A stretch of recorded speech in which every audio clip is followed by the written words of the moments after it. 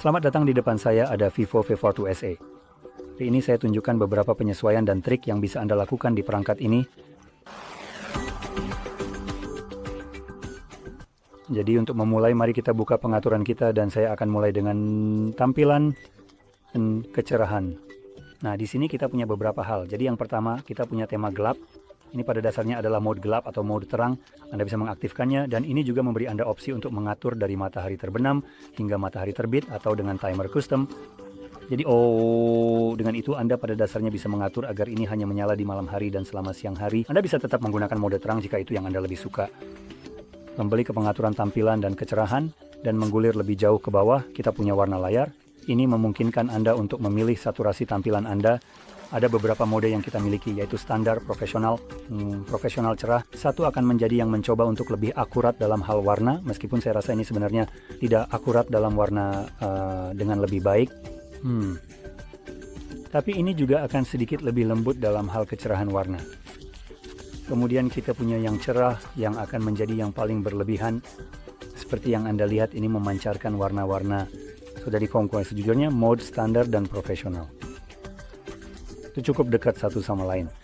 Satu-satunya perbedaan adalah bahwa mode profesional memiliki nuansa yang lebih hangat dibandingkan dengan mode standar yang lebih netral. Atau jika Anda beralih di antara keduanya, tampilannya akan lebih kebiruan. Jadi saya akan tetap menggunakan mode standar, dan Anda juga memiliki opsi untuk memilih suhu warna. Jadi kita punya default, hangat, dan dingin, yang juga merupakan nada yang lebih hangat atau lebih dingin. Sekarang menggulir lebih jauh ke bawah, kita punya ukuran font dan tampilan. Ini hanya memungkinkan Anda untuk mengubah ukuran font dan hal-hal seperti itu. Jadi Anda juga memiliki info atau gambar pratinjau yang berubah secara langsung, sehingga Anda bisa melihat bagaimana itu mempengaruhi semuanya.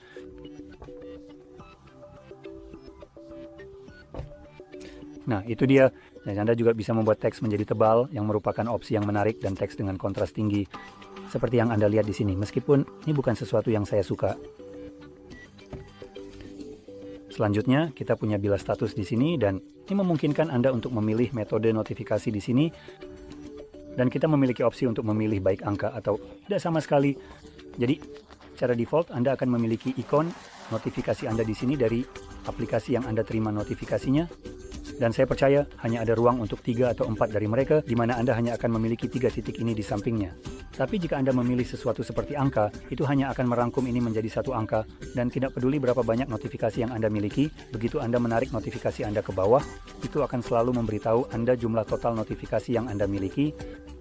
Jadi, ini adalah opsi yang cukup bagus untuk membersihkan tampilan Anda. Sekarang, hal terakhir di sini adalah laju penyegaran layar. Kemudian kita punya Smart Switch 60 atau 120. Sekarang secara default, kebanyakan dari Anda mungkin akan mendapatkan manfaat dari Smart Switch yang sudah diatur secara default. Tapi untuk tampilan pilihan, cuma tidak benar-benar melihat banyak perbedaan antara 60 dan 120. Yang untuk memeriksa ini, Anda perlu beralih ke 60 dan mulai menggulir ke atas dan ke bawah, dan misalnya 120 dan mulai menggulir ke atas dan ke bawah. Dan jika Anda tidak melihat perbedaan antara jenis gerakan teks yang bergerak di layar saat Anda menggeser, maka alihlah ke 60. Ini akan memberikan Anda daya tahan baterai yang lebih baik. Tapi bagi orang-orang yang melihat perbedaan dan lebih suka 120, pilih Smart Switch karena ini akan memberikan Anda pengalaman menggulir yang halus dengan 120. Tapi ketika tidak ada yang bergerak di layar seperti sekarang, itu akan menurunkannya menjadi 60 atau mungkin bahkan lebih rendah untuk menghemat daya baterai. Sekarang mari kita kembali, dan sekarang saya akan melihat menavigasi untuk memeriksa suatu dengan cepat di sini. Oke, jadi itu tidak ada di sini. Saya rasa saya bingung dengan perangkatnya, tapi bagaimanapun, selanjutnya kita bisa masuk ke efek dinamis. Dan lihat, kita memiliki efek dinamis yang ditingkatkan latar belakang cuaca. Jadi, Anda bisa memilih mana yang sebenarnya diaktifkan untuk memiliki semacam efek pada latar belakang Anda yang menggabungkan cuaca ke dalamnya. Ayo pergi. Kembali ke pengaturan.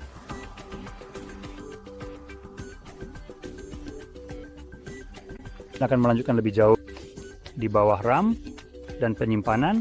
Saya percaya kita memiliki opsi untuk menonaktifkan atau mengaktifkan jenis ekstensi RAM. Perangkat ini terlihat seperti dilengkapi dengan 8 GB RAM dan atau 8 GB penyimpanan yang sebenarnya sekarang ini sangat menyesatkan dan benar-benar taktik dari produsen untuk sepenuhnya. Cara harfiah mengubah cara mereka dengan apa yang bisa dilakukan ponsel, dan alasannya adalah sesuatu seperti SSD. Atau dalam hal ini mungkin UFS 3.1. Jenis penyimpanan di sini tidak setara dengan penyimpanan RAM. RAM adalah akronim untuk pada dasarnya itu akan memeriksa apakah mouse saya berfungsi. Jadi RAM adalah singkatan dari Memory Access Check. Sekarang ini sebenarnya tidak berarti banyak, tetapi apa yang digunakan untuk itu yang penting. Jadi ketika Anda memiliki RAM, itu digunakan untuk menyimpan informasi yang perlu diakses dengan cepat, terutama misalnya dalam permainan. Itu termasuk hal-hal seperti VRAM untuk kartu grafis, tekstur, dan semacamnya. Itu secara otomatis langsung mengarah ke situ. Ini pada dasarnya dapat diakses dengan instan, sementara penyimpanan memiliki batasan. Penyimpanan jauh lebih lambat. RAM dirancang untuk melakukan ini dengan sangat cepat. Penyimpanan di sisi lain dirancang untuk seperti namanya nyimpan. Jadi ada sedikit perbedaan antara keduanya. Dan dengan logika produsen, orang-orang yang memiliki desktop bisa saja menggunakan terabyte RAM. Dan percayalah atau tidak, orang-orang sebenarnya membutuhkan RAM di komputer mereka. Jadi itu akan menjadi hampir bodoh jika tidak melakukan ini. Tapi ada alasan mengapa orang-orang dengan desktop tidak memiliki terabyte penyimpanan secara default dengan menggunakan sesuatu seperti MVMS. Karena itu benar-benar hal yang bodoh. Jadi Anda tidak mendapatkan manfaat dari melakukan itu, dan dalam hal ponsel, saya juga tidak benar-benar mendapatkan manfaat dari ini.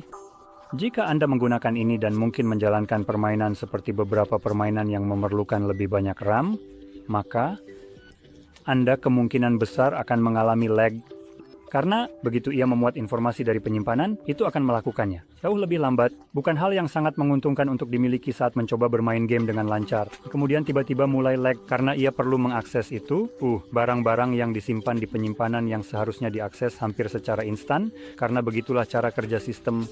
Jadi saya pribadi hanya ingin menyingkirkan ini, dan sekarang sepertinya saya perlu merestart perangkat untuk ini, yang benar-benar menjengkelkan. Jadi saya tuh akan tetap menghidupkannya untuk sekarang, karena saya tidak benar-benar ingin meribut perangkat saat ini.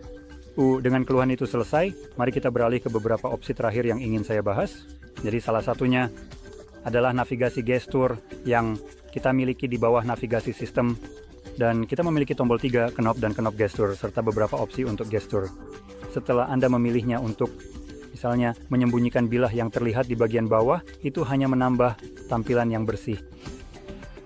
Dan sepertinya kita tidak memiliki, jika kita tidak memiliki opsi untuk meningkatkan atau mengurangi sensitivitas berdasarkan penampilannya di sini. Dan hal terakhir yang ingin saya tunjukkan adalah bilah samping kecil ini di sini. Ini diaktifkan secara default. Mengerti?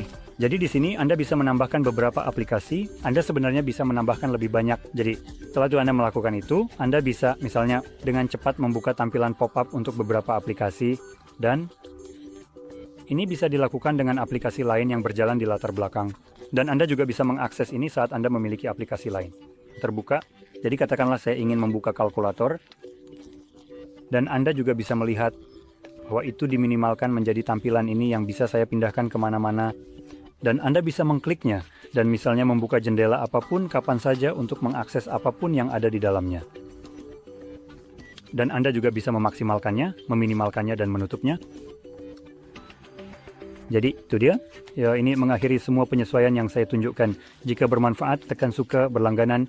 Terima kasih telah menonton.